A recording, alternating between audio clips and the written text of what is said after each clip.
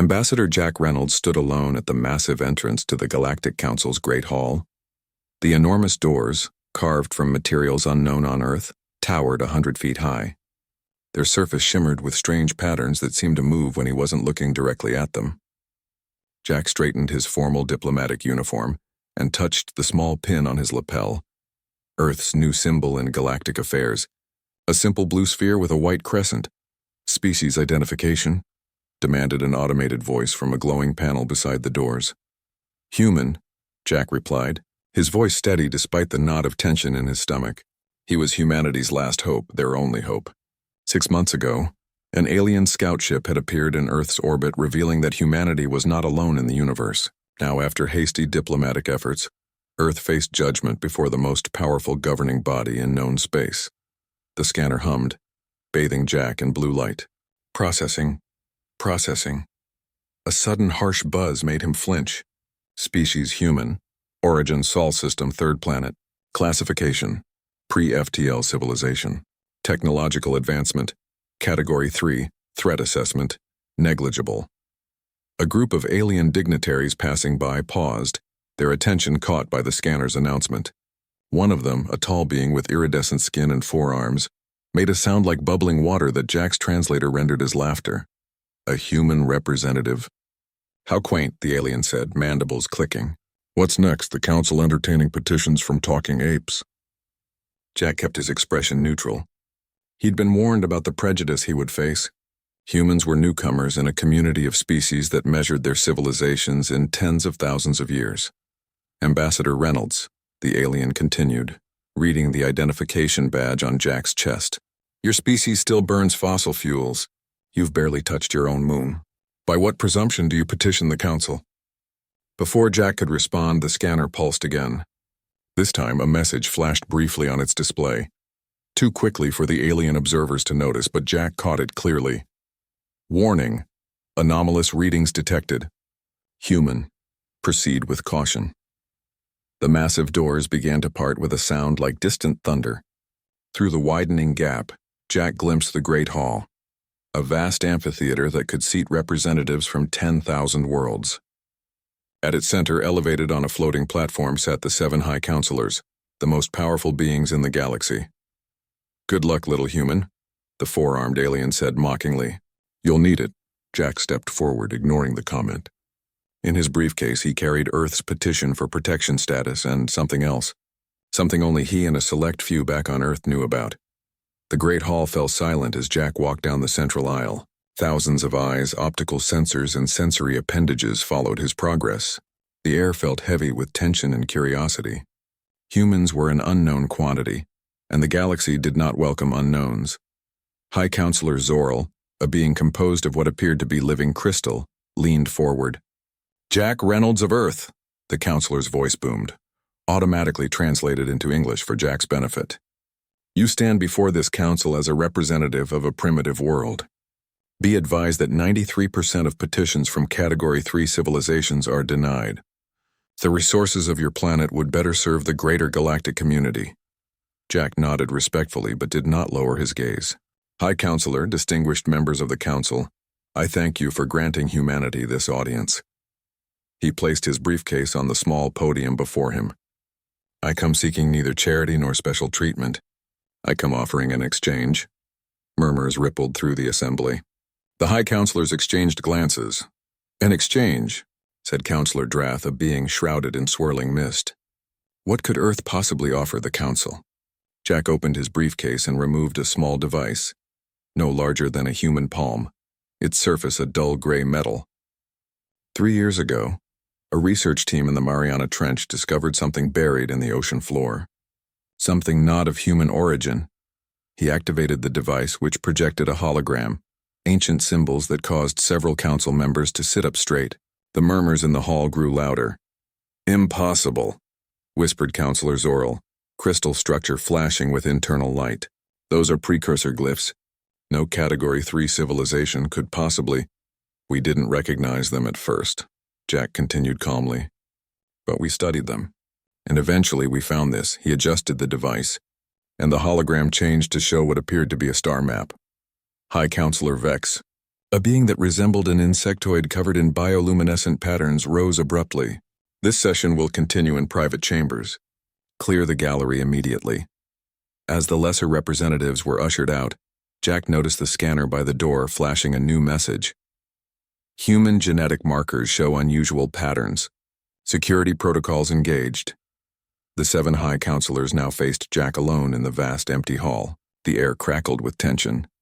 "Explain yourself, human," demanded Vex. "How did your species come to possess precursor artifacts?" "The precursors vanished 50 million years ago, long before humans evolved." Jack's expression remained composed. "We didn't just find artifacts, High Counselor. We found a precursor outpost, fully functional and responsive to human neural patterns. Across the galaxy, in a secure facility beneath the Antarctic ice." Dr. Maya Patel stood before a massive door covered in the same glyphs Jack had just shown the council. Surrounding her were 5 other humans, each wearing specialized neural interfaces. "The ambassador should be presenting our case now," Maya said, checking the time. "Are we ready?" Colonel Nathan Drake nodded, his hand resting on a sidearm. "The question isn't whether we're ready, Doctor. It's whether they are." Maya placed her palm against the center of the door. Unlike all previous attempts by other research teams, the door responded to her touch, the glyphs lighting up in sequence. "Initiating neural synchronization," she said as the interface on her temple began to pulse. The 5 others followed suit, forming a circle around the door. Back in the council chamber, Jack watched as the high counselors conferred among themselves, their voices too low for his translator to pick up. Finally, Counselor Zorel addressed him again. "If what you claim is true, and that remains to be verified, it still does not explain why the Council should grant Earth protection status. Precursor technology belongs to the galaxy, not to one primitive species." "I agree," Jack said, surprising the counselors. "The precursor legacy should benefit all sentient beings. But there's something you should know." He paused, choosing his words carefully. "The outpost we discovered isn't just a relic. It's a warning." He adjusted the device again, and a new hologram appeared, a simulation showing a massive energy signature approaching the galaxy from intergalactic space. "The precursors left this warning, specifically encoded to human neural patterns," Jack explained. "Whatever caused their extinction is returning, and for reasons we don't yet understand, they chose humans as their messengers." High Counselor Vex's bioluminescent patterns flashed rapidly. "This is preposterous. The precursors were the most advanced civilization in galactic history. They would not entrust their legacy to hairless primates who have barely mastered atomic energy." Jack smiled thinly. "That was our reaction too, High Counselor. Yet the evidence is undeniable. The precursor systems respond only to certain human neural patterns. We call these individuals resonance." He touched a control on his wrist and a live feed appeared showing the Antarctic facility. The counselors watched as the massive door Maya and her team stood before began to open, revealing a chamber filled with technology beyond even the council's understanding. "What you're seeing is happening right now," Jack said. "The facility is coming online after 50 million years of dormancy, and it's responding to human commands." The high counselors watched in stunned silence. For the first time in thousands of years, the Galactic Council faced something they hadn't anticipated. A primitive species holding the key to the galaxy's greatest mystery.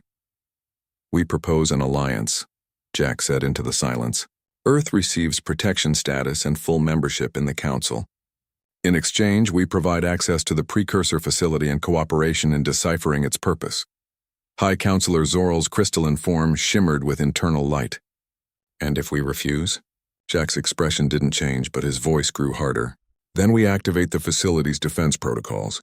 The precursors left safeguards against their technology being seized by force." The council chamber fell silent. The balance of power in the galaxy had just shifted, and everyone in the room knew it.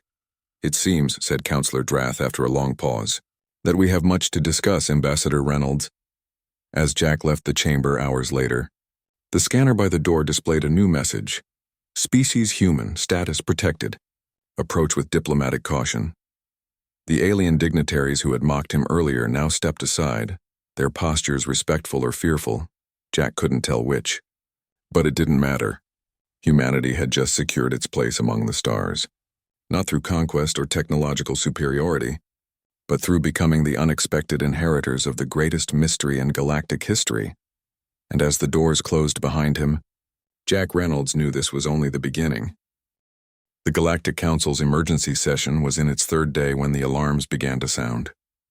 High Counselor Vex stood at the center of the circular platform, surrounded by holographic displays showing the rapidly approaching anomaly.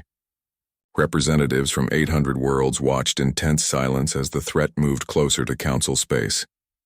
The human data was correct, Vex announced, mandibles clicking with agitation. The energy signature matches exactly what their precursor facility predicted. Whatever destroyed the precursors is returning. Ambassador Jack Reynolds stood at the human delegation's platform, maintaining a calm facade despite the gravity of the situation. 2 weeks had passed since Earth had been granted emergency protection status, a decision that had sent shockwaves through the galactic community. Now, faced with a threat of unprecedented scale, even Earth's staunchest opponents had fallen silent. Ambassador Reynolds called Counselor Zorl, crystal structure pulsing with inner light. Your delegation claimed the Antarctic facility contains defensive protocols. The time has come to activate them. Jack stepped forward, aware of thousands of alien eyes fixed on him. High Counselor, the defensive systems are still being studied. The human residents are working around the clock to decipher the control mechanisms. But we're dealing with technology millions of years beyond our understanding. Yet the precursors entrusted this technology to your species, said Counselor Drath with a note of skepticism. Surely they provided instructions. Not instructions, Jack corrected. A key. Certain humans possess neural patterns that can interface with precursor systems. We call them resonance, but that doesn't mean they instantly understand how to operate the technology. The central display showed the anomaly expanding, consuming a star system at the edge of Council space. Thousands of lives were being lost as they debated. Counselor Vex's bioluminescent patterns flashed with agitation. Time is running out, Ambassador. If your species cannot deliver on its promises, perhaps we should reconsider our agreement. Before Jack could respond, the doors to the council chamber burst open. A human woman strode in, flanked by council security who seemed unsure whether to stop her. Dr. Maya Patel's face was etched with exhaustion, dark circles under her eyes testifying to days without sleep. Ambassador, she called, ignoring protocol. We've done it. The primary defense network is online. The chamber erupted in a cacophony of translated voices and expressions of relief. Jack hurried to meet Maya at the chamber's edge. Are you certain? He asked quietly. Maya nodded, her expression grave. The resonance established full synchronization an hour ago, but there's something you need to know. She glanced at the alien representatives nearby. Something we should discuss privately. High Counselor Vex approached, towering over the humans. There will be no private discussions, Dr. Patel. Whatever you've discovered concerns the entire council. Maya hesitated, then nodded reluctantly.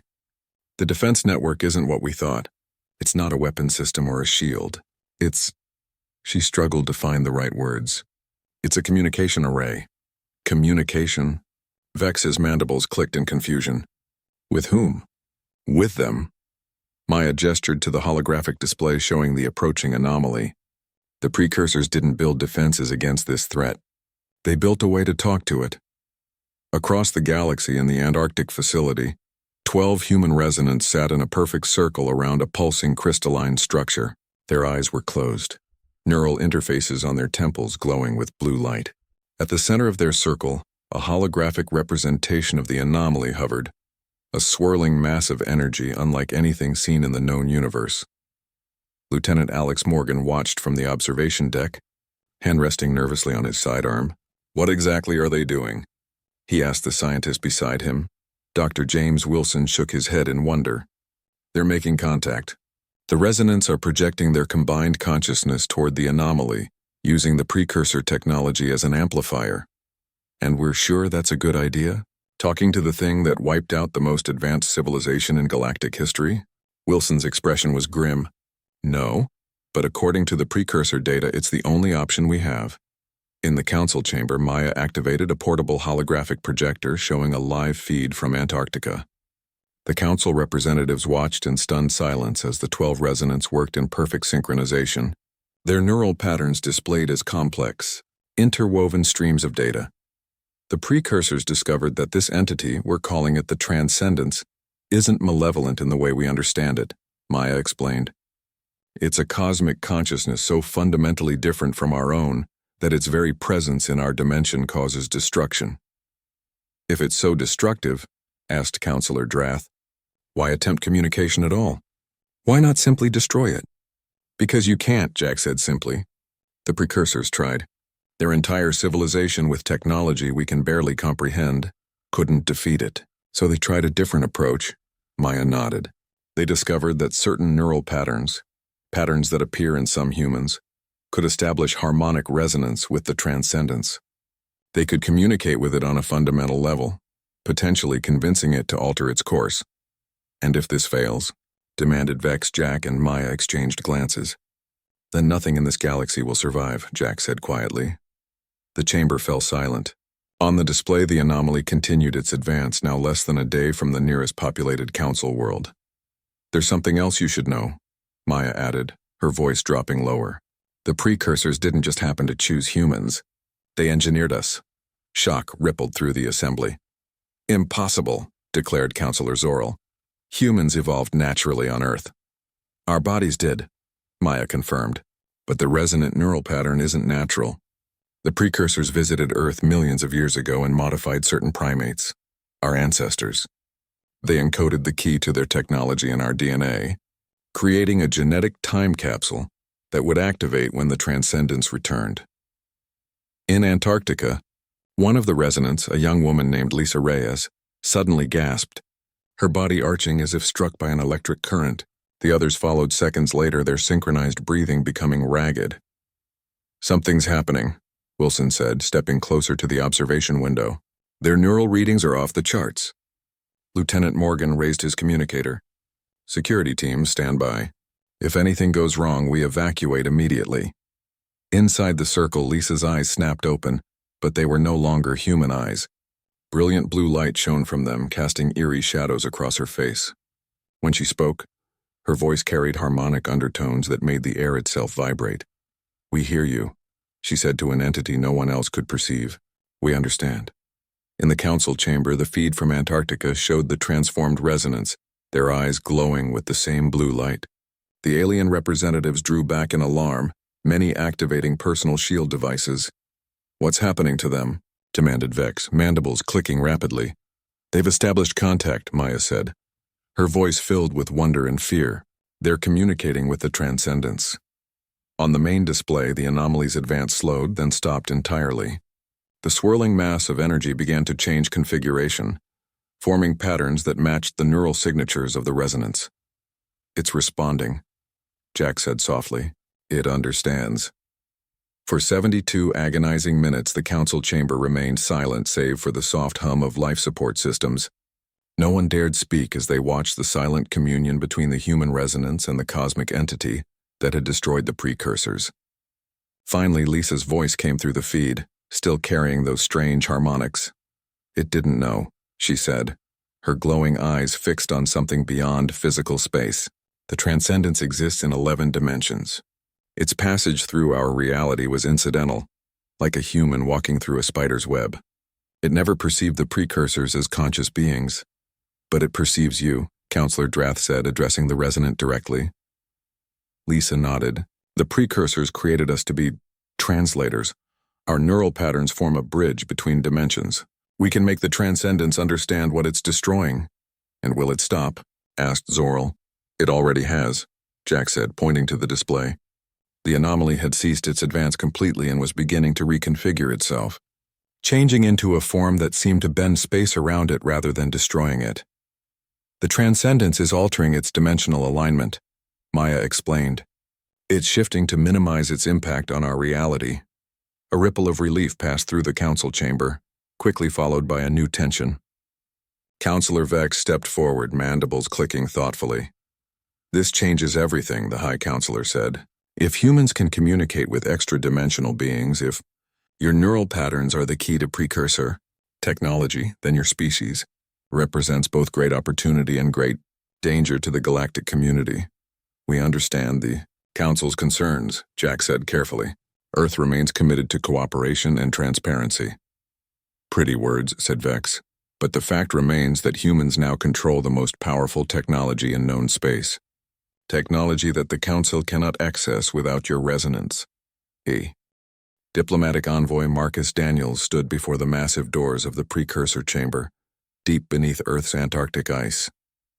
3 months had passed since humanity had averted galactic extinction by establishing communication with the Transcendents.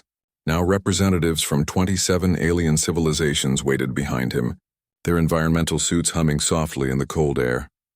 "Remember the protocol," Marcus said, addressing the assembled diplomats. "Once inside, make no sudden movements. Do not attempt to touch any of the artifacts unless specifically invited to do so by a resonant. And above all, maintain emotional composure. The precursor systems are sensitive to neural patterns." A tall, willowy alien with luminous skin, Ambassador Trell of the Luminary Collective, moved forward. "This is the third such tour for many of us, Envoy Daniels. We understand the protocols." Marcus nodded respectfully but didn't back down. "With all due respect, Ambassador, the chamber has been evolving since our last contact with the Transcendents. New systems are coming online daily. New risks as well." He placed his palm against the scanner beside the door. The ancient metal, if it was metal at all, pulsed with blue light, reading his genetic signature and neural pattern. The massive doors began to part with a low hum that vibrated through the bones of every being present. "Scan complete," announced an artificial voice that somehow seemed both ancient and newly born. "Human resonance pattern recognized. Diplomatic access granted. Warning: non-terrestrial visitors detected. Security protocols active." As the doors opened fully, revealing the vast chamber beyond, gasps of amazement escaped several of the alien diplomats despite their previous visits. The precursor chamber had indeed changed. Where once it had been a cavernous space filled with dormant machinery, it now blazed with light and activity. Crystalline structures floated in mid-air, reconfiguring themselves in complex patterns. Holographic displays showed star maps and mathematical equations that seemed to extend into dimensions beyond normal perception. And at the center of it all stood Lisa Reyes, the primary resonant who had first established contact with the Transcendents. Her eyes glowed faintly blue, neural interfaces embedded in her temples pulsing with the same light. 11 other resonants worked at various stations around the chamber, each connected to the central systems through similar interfaces. "Welcome," Lisa said, her voice carrying those subtle harmonic overtones that had become characteristic of active resonance. "The chamber recognizes your diplomatic status. You may approach." Marcus led the delegation forward. As they walked deeper into the chamber, the alien diplomats began to separate, each drawn to different aspects of the precursor technology. Marcus watched them carefully, particularly the representatives from the Vex Concordant, who had been the most vocal opponents of Earth's control over the Antarctic facility. "The Council appreciates this continued access," Ambassador Trell said to Lisa. "Has there been further communication with the Transcendents?" Lisa nodded, gesturing to a pulsing crystalline structure that floated above a central platform. "Continuous communication. The Transcendence exists across multiple dimensions and time references, which makes dialogue challenging, but enlightening." "And what has it revealed about the precursor's fate?"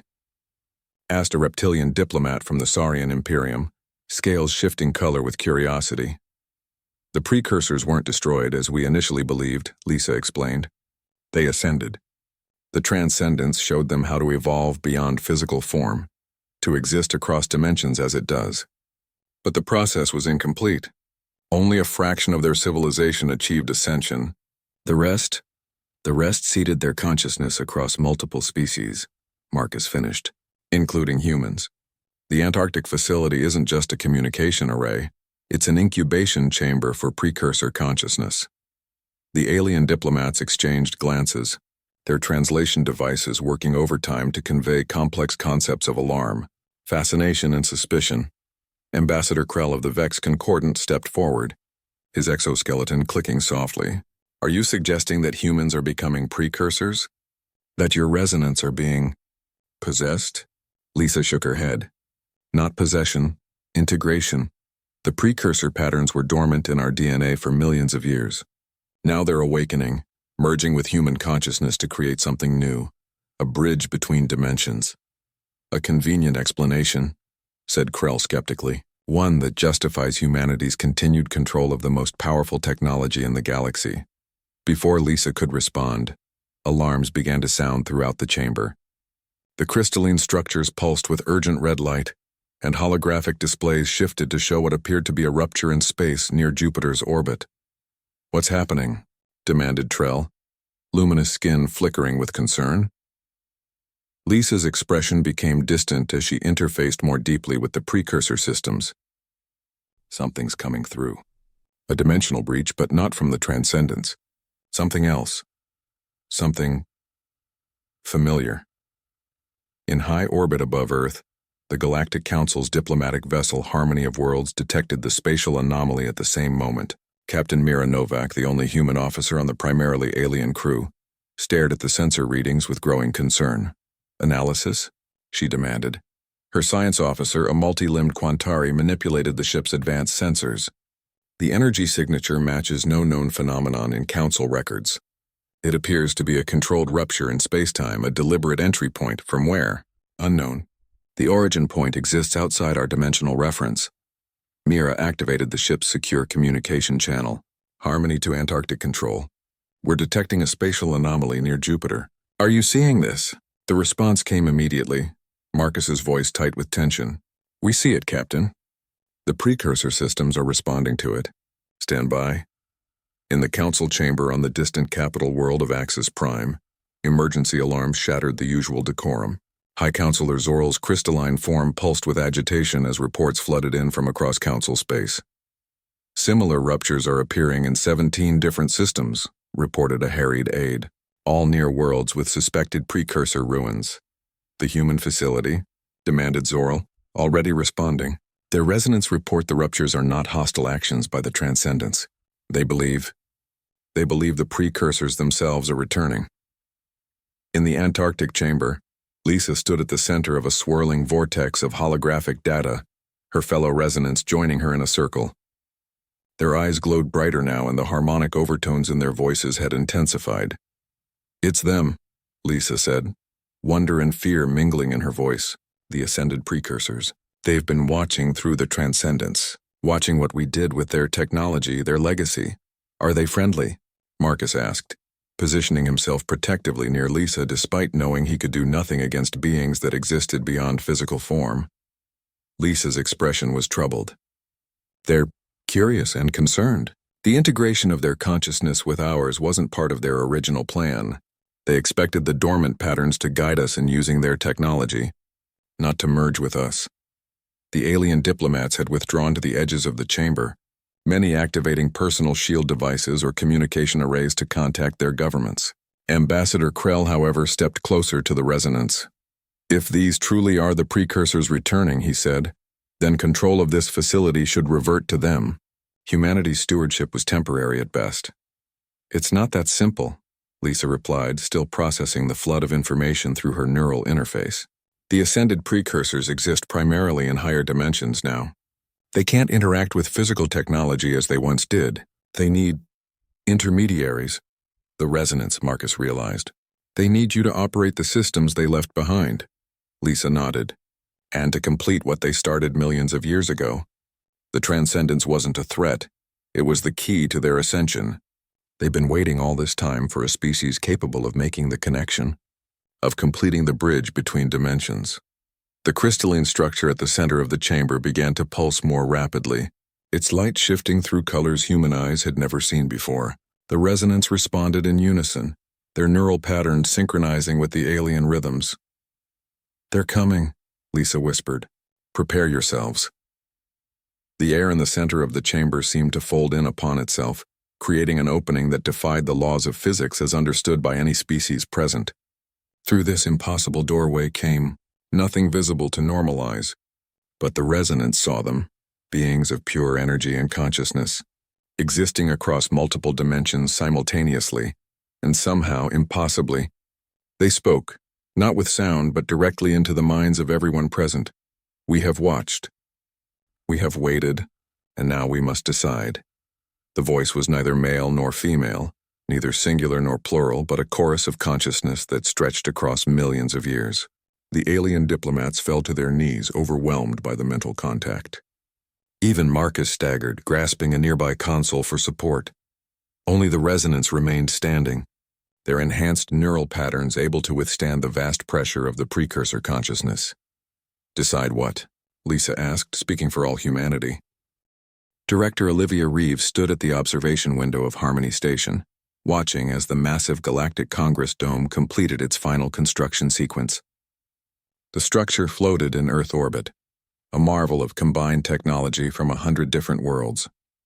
Its crystalline surface captured sunlight and transformed it into patterns that were visible across the electromagnetic spectrum, making it equally beautiful to every species that would gather within. 6 months had passed since the ascended precursors had made contact with the galaxy. 6 months of frantic diplomacy, technological exchange, and preparation for the most important gathering in the history of sentient life. "Quite a view," said a voice behind her. Admiral Coda, the human commander of Earth's new defense fleet, joined her at the window. His uniform bore the combined insignia of both Earth Command and the Galactic Council, a symbol of humanity's unique position as bridge builders between civilizations. "Hard to believe it was only a year ago that we discovered we weren't alone in the universe," Olivia replied. "And now we're hosting a Congress that will decide the future of all sentient life." Coda's weathered face showed the strain of recent months. "Not everyone is happy about that. The Vex Concordance military movements near the Cygnus Arm have our allies concerned." Olivia nodded grimly. While most of the galaxy had embraced the opportunity presented by the precursor legacy, some factions viewed human involvement with suspicion or outright hostility. The Vex Concordant, led by the ambitious High General Zorth, had been particularly vocal about their concerns. "The Resonants are monitoring the situation," she assured him. "If the Concordant makes any aggressive moves, we'll know." A soft chime announced an incoming communication. A holographic display appeared before them, showing Lisa Reyes, now officially the lead resonant and humanity's representative to the precursors. "Director, Admiral," Lisa greeted them, the subtle harmonics in her voice more pronounced than ever. "The Antarctic Chamber has detected unusual energy fluctuations near the Jupiter outpost." "Something's coming through." Coda straightened immediately. "Hostile?" "Unknown. The signature doesn't match the ascended precursors or the transcendents. It's something new." "Alert the Congress representatives," Olivia decided, "and prepare the defense grid just in case." As alarms sounded throughout Harmony Station, on the surface of the Congress Dome, specialized receptors began to activate, detecting the same energy fluctuations that the Antarctic Chamber had reported. Inside the dome, representatives from 800 worlds were already gathering for preliminary discussions. The news of an unknown arrival sent ripples of concern through the assembly. High Counselor Zorl, serving as interim chair of the Congress, called for order. "We have faced the unknown before and emerged stronger," the crystalline being reminded the gathering. "Let us observe before we act." On a secure platform near the center of the dome, the 7 human resonants present at the Congress joined hands, their neural interfaces linking to form a unified field. Through this connection, they reached out across space to join minds with the resonants at the Antarctic Chamber and the Jupiter outpost. "We sense it," Lisa reported, her voice echoing strangely as it represented not just her consciousness, but the combined awareness of all resonants. "It's approaching the Jupiter outpost now." High General Zorth of the Vex Concordant rose from his seat, mandibles clicking with agitation.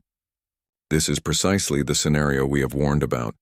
The human experiments with precursor technology have attracted unknown entities to our galaxy. We demand immediate control over the defensive systems." "The defensive systems are integrated with resonant neural patterns," Zorl reminded him. "They cannot be operated without human participation."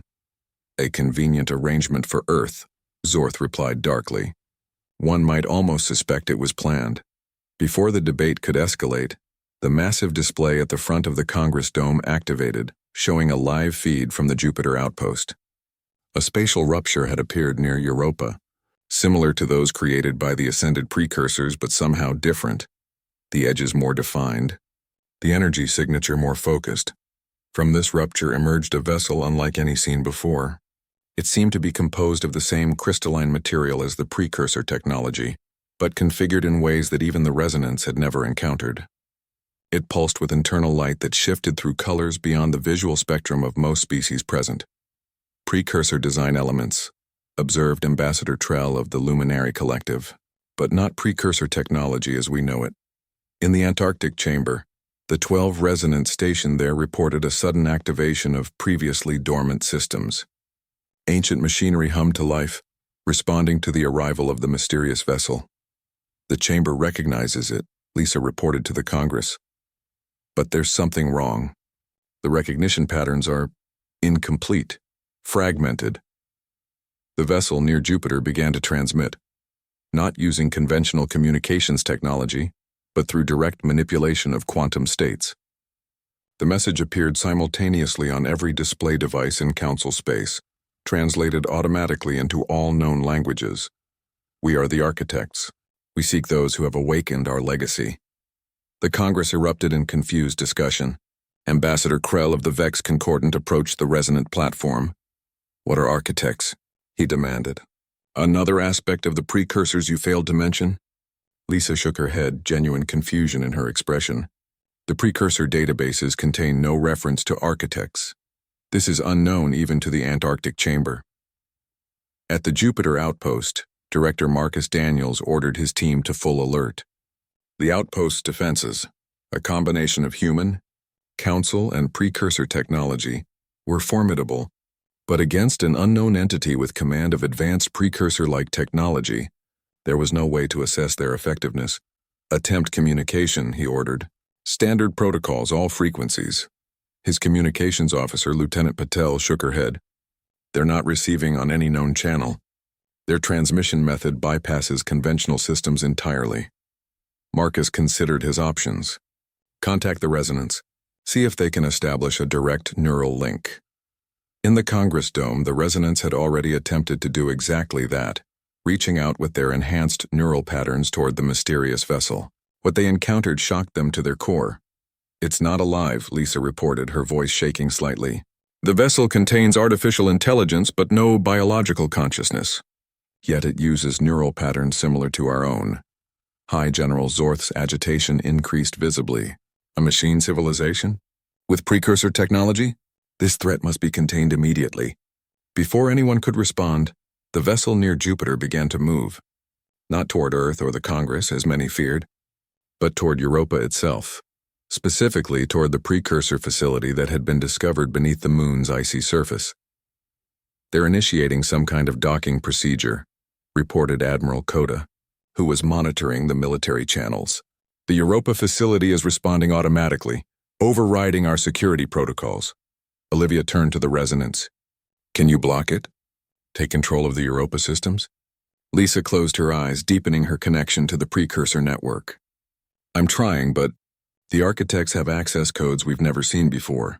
It's as if the systems were designed to recognize them at a fundamental level. Across the Congress Dome, representatives began to divide into factions. Some called for immediate military response. Others urged caution and diplomatic approaches. High General Zorth used the confusion to rally support. We have trusted humans with the security of all civilized worlds, he declared. Now we face an unknown threat that bypasses our defenses as if they didn't exist. The time has come for decisive action. High Counselor Zorl struggled to maintain order. We will not fragment at the first sign of the unexpected. The Congress will act with unity or not at all. At the Jupiter outpost, Marcus watched with a mixture of fascination and dread as the architect vessel completed its docking procedure with the Europa facility. Scans showed energy flowing between the vessel and the facility, a massive data transfer occurring at quantum speeds. What are they downloading? He demanded of his science team. Everything, replied Dr. Eliza Cortez, her eyes fixed on the readings. The entire precursor database from Europa. But they're also uploading something, rewriting certain core protocols. Marcus activated the emergency channel to Earth. Jupiter outpost to Antarctic control. The architects are altering the precursor systems. Request immediate resonant intervention. In the Antarctic chamber, the resonance stiffened in unison as they detected the changes rippling through the precursor network. Ancient security protocols that had lain dormant since the facility's activation suddenly came online, isolating sections of the system from resonant access. We're being locked out, Lisa realized with alarm. The architect vessel is implementing some kind of system-wide override. In the Congress Dome, panic began to spread as news of the security breach reached the gathered representatives. High General Zorth seized the opportunity. The Grand Chamber of the Galactic Congress blazed with light as representatives from 1,200 worlds gathered for the historic Unity Summit. 2 years had passed since the appearance of the architects and the activation of the Galactic Network. 2 years of frantic adaptation as civilizations across the stars grappled with their new reality. Admiral Elena Torres, newly appointed as Earth's primary delegate, stepped onto the central platform.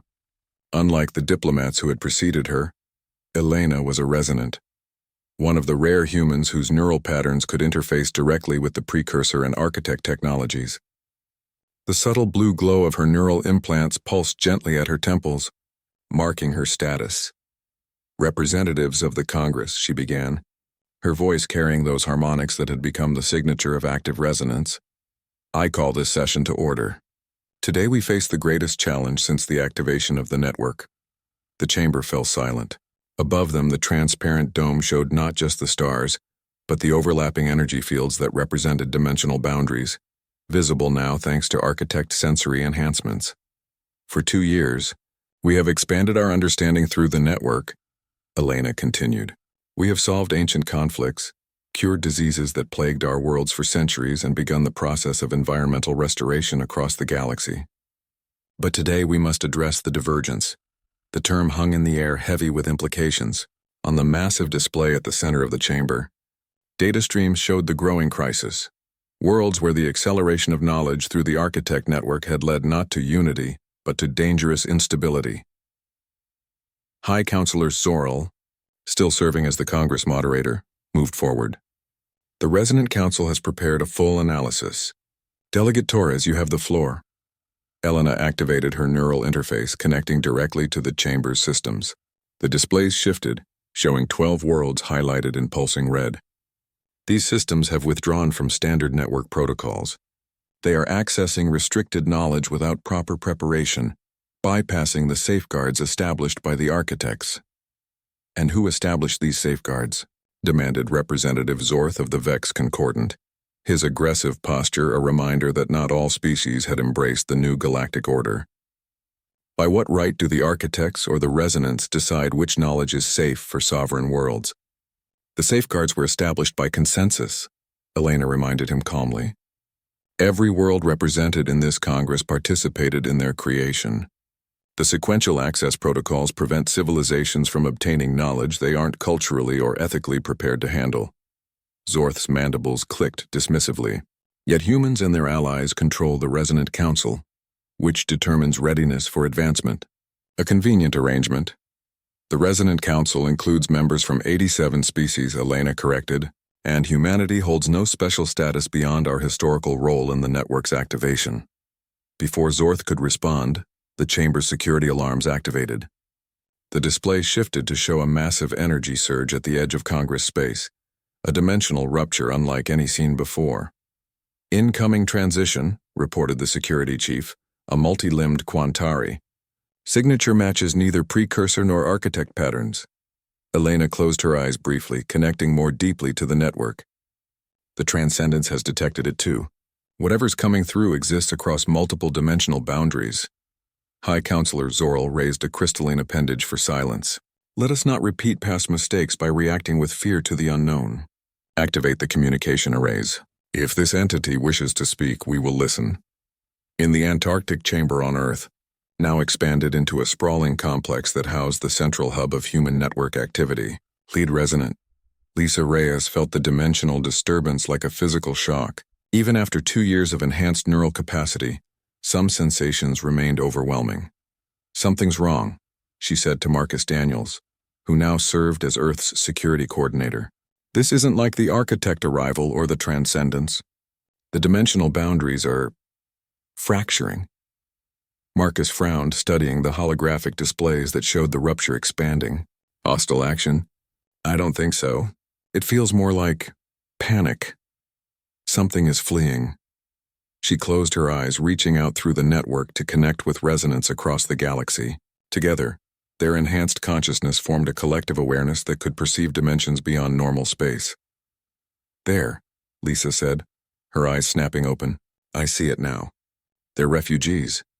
At the dimensional rupture near the edge of Congress space, the first vessels began to emerge, if they could be called vessels at all. They appeared as spheres of swirling energy, each containing what sensors identified as thousands of consciousness patterns compressed into unified fields. Evacuation ships, Elena explained to the Congress representatives, receiving the information through her link with Lisa and the other resonants. They're fleeing from something in their home dimension. From what? Asked Ambassador Trell, luminous skin flickering with concern. Before Elena could respond, the dimensional rupture expanded suddenly. Through it came a wave of nothingness. Not darkness, not energy, but the complete absence of existence, a void that consumed the dimensional boundaries themselves. Dimensional collapse, Elena whispered, horror in her voice. Their universe is ending. Across the galaxy, the Architect network blazed with emergency protocols. The ascended precursors, who existed partially in higher dimensions, were the first to respond. Their energy forms appeared simultaneously at key network nodes, reinforcing the dimensional boundaries of Congress space against the encroaching void. In the Antarctic chamber, Lisa and her team worked frantically to stabilize the network connections. The refugee vessels are trying to communicate, she reported. Their consciousness structure is unlike anything in our records, but the underlying patterns share similarities with the transcendence. Can you establish translation? Marcus asked. Lisa nodded. Working on it. The Architect protocols include adaptation algorithms for exactly this scenario. She paused, her expression changing as new information flowed through the neural interface. Wait. The Architects knew this would happen. They've been preparing for it. In the Congress chamber, the displays showed the refugee vessels being guided to safe harbors by Architect ships that had appeared without warning throughout Congress space. High General Zorth watched with growing suspicion. Convenient timing, he noted. The Architects established their network, positioned themselves as guardians of knowledge, and now deliver a crisis that only they can resolve.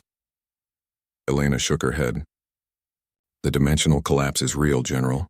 The resonance can perceive it directly, and if it breaches our dimensional boundaries fully, this galaxy will suffer the same fate as theirs. The displays shifted to show the void expanding, consuming the space where the rupture had first appeared. The refugee vessels that had escaped were being directed toward specialized docking facilities that the Architect ships had deployed, structures designed to help the energy-based entities transition safely into the dimensional laws of Congress space high. Counselor Zorl's crystalline form pulsed with urgent light. The Congress must vote immediately on emergency protocols. Do we accept these refugees and commit our resources to containing the dimensional breach? And if we refuse? Asked a representative from the Saurian Imperium. Then we face the collapse alone, Elena replied grimly. The Architects and ascended precursors are already mobilizing to create dimensional barriers. Without the full network support, their efforts may not be sufficient. As debate erupted in the chamber, a new presence made itself known. The crystalline manifestation of an Architect consciousness appearing at the center of the Congress floor. Unlike their previous appearances, this manifestation seemed strained, the light within it fluctuating erratically. The collapse was not anticipated in our calculations, the Architect stated without preamble. It represents a natural end state of dimensional evolution that occurs approximately once every 6 billion years. The refugees are the last survivors of the 14th dimension, beings who evolved beyond even our understanding. Elena stepped forward. You knew this could happen. The network protocols included containment procedures for dimensional breaches. We knew it would happen eventually, the Architect corrected. But not now, not this dimension. Our calculations estimated at least another 8 million years before the 14th dimension reached collapse state. What caused the acceleration? Demanded Zorl. The Architect's form flickered. Unknown. But the refugees may hold the answer. They reached out to us specifically, using communication methods that suggest knowledge of our existence. They were prepared for this transition. In the Antarctic chamber, Lisa had finally established a stable translation matrix for the refugee consciousness. What came through was not language as any species understood it, but pure concept, unfiltered by the limitations of words. They're not just refugees, she realized. the understanding blooming in her mind. They're messengers. They deliberately collapsed their dimension to warn us. Warn us of what? Marcus asked.